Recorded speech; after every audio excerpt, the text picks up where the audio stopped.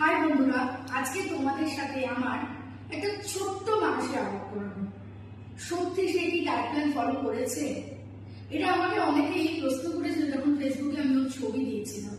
তো চলো আজকে তোমাদের সাথে আমি আলাপ করবো।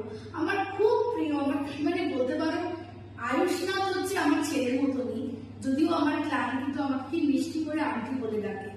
তো আয়ুষ্নাথ আজকে তোমাদের ওর 1 মাসের ডায়েটের এক্সপিরিয়েন্স শেয়ার করবে। বলো আয়ুষ, তোমার গল্প শুনছো, সবাই শুনুক তোমার গল্প। আমার নাম আয়ুষ্না।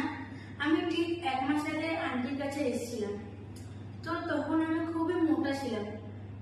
তো আন্টি আমাকে বললো তুমি এগিয়ে খাবে।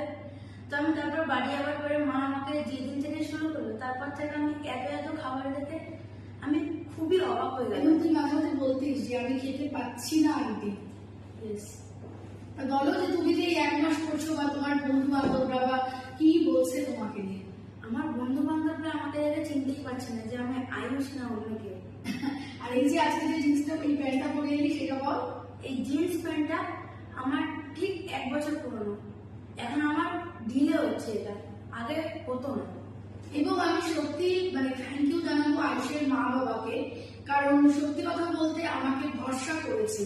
কারণ এই ছোট বাচ্চার ডায়েট প্ল্যান সত্যি হয় কি না এটা এখনো কিন্তু আমরা এতটা ওয়াকিবহল নই বা কনসিয়াস নই।